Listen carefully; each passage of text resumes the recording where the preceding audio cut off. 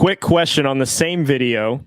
There was somebody that asked your thoughts about the Marlins season. Oh, that's true. They did say that, yeah. What about the Marlins?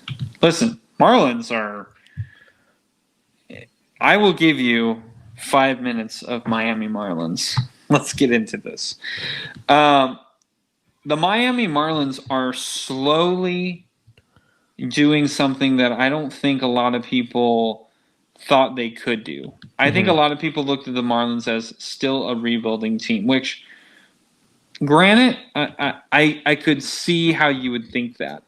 But them keeping Luis Ariz, you know, and it's funny because like Jazz Chisholm is supposed to be like their guy, but they're kind of winning despite him, and he's been hurt a lot too. Brian De La Cruz has been actually really, really impressive for the Marlins. I'm not really impressed with his glove that much, but his bat, he's hitting .299, 8 home runs, 33 ribbies. You know, he's only got 3 stolen bases, which I do think he should be stealing a little bit more. But I think they're trying to, you know, pump the brakes on the stolen bases. They don't want guys to get hurt. Jorge Soler, I've been a huge fan of Jorge Soler for a long time. I think every time you're like, who should I get? And I see Soler up there, I always bring up Soler. Soler is this big-time power hitter. He's going to be around 240, 250 batting average.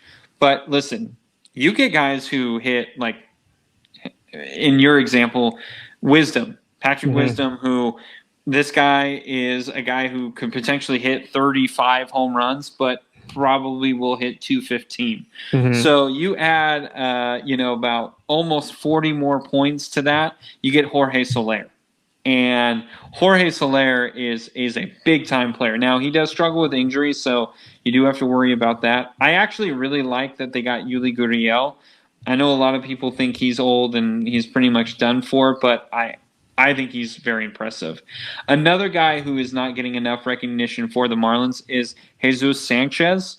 This guy has actually been hitting really well. He's not played in as many games. He's only shown up in 38 games.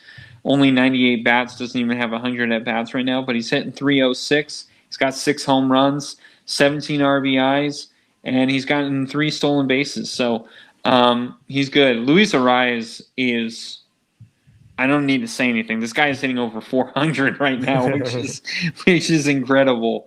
And the way he doesn't hit home runs. He only has 1 home run on the year.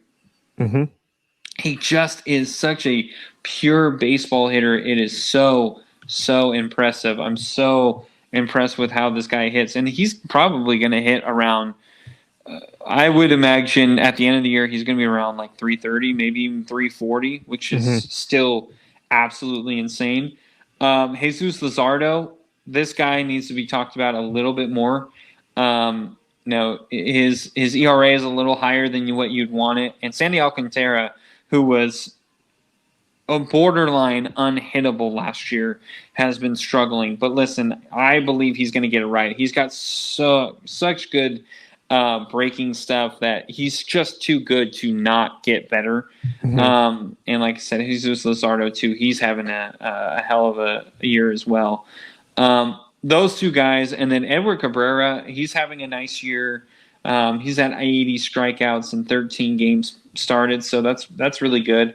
And then opposing batting average is only .213, so he's doing really well. But when guys are making contact, unfortunately, it's going out of the ballpark, or it's extra base hits, which is kind of what you need to die down on. But Luzardo and Alcantara, I'm not worried about it at all. And Luzardo's having a really good year. He's under 4 on ERA, so. There you go. There's your Miami Marlins topic. I do like the Marlins. I don't want people to think that because they're not my top 5, I don't care about them. I look at a lot of these teams. I watch a lot of baseball. I pay attention to a lot of stuff. And it's not that I don't notice. It's just we don't have as much time. So. Well, I appreciate you giving us the dirty rundown of that. So there you go, random guy. Miami Marlins. Random guy number 2. That's for you. All right. So